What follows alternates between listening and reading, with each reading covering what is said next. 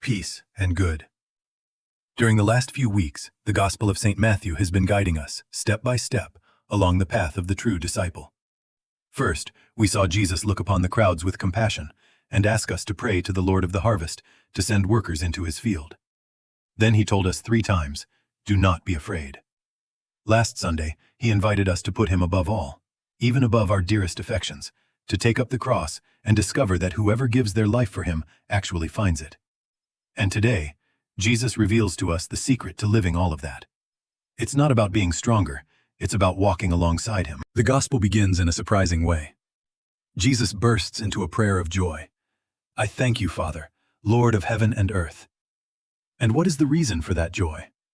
That the great mysteries of the kingdom were not understood by those who believed themselves to be the owners of the truth, but by the simple of heart.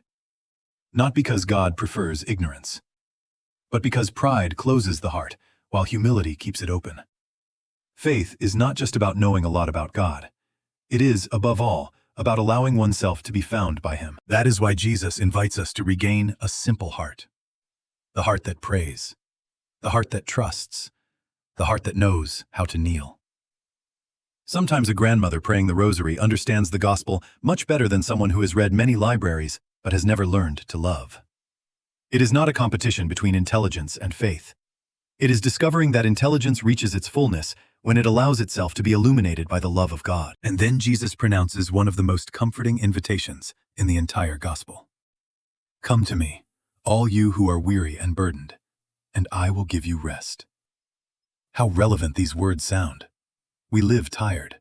Tired from work, from worries, from illnesses, from family problems. Sometimes even tired of ourselves. And Jesus doesn't simply tell us, "Try harder." He tells us, "Come to me." Then add a few words that may seem strange. "Take my yoke upon you." In the times of Jesus, the yoke was the image of the law. But many people had turned God's law into an unbearable burden, full of rules, prohibitions, and fears. Jesus does not eliminate the law. He brings it to its fullness. His yoke does not consist of an endless list of obligations. His yoke consists of learning to love as he loves. And there is a very beautiful image. In the field, a single yoke unites 2 oxen to walk together in the same furrow. That means that when we accept the yoke of Christ, we never walk alone. He carries with us the weight of the journey. That is why his burden ends up being light. Not because the difficulties disappear, but because now he carries them with us. Jesus also tells us, "Learn from me, for I am gentle and humble in heart." Humility does not consist of thinking that we are worth nothing. It consists of living in the truth, recognizing that all the good we are and have is a gift from God, placed in our hands to serve others.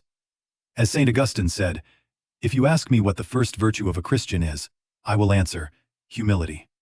And the second, humility. And the third, humility. Because only a humble heart can truly rest in God." Dear brothers, perhaps today you arrived tired. Perhaps you come carrying worries that no one knows. Perhaps you have lived faith more as an obligation than as a meeting of love. Today Jesus does not offer you a new burden. He offers to walk with you. Come closer to the Eucharist. Place your worries, your struggles, your fatigue on the altar. And ask him for the grace to have a simple heart. Because the gospel is not a weight that crushes. It is the strength of Christ's love that sustains our life. And where our strength ends, his begins. May the Lord grant us to learn from his meekness and humility. May he teach us to walk always united to him, and that, by bearing his yoke, we find true rest for our souls. Peace and good.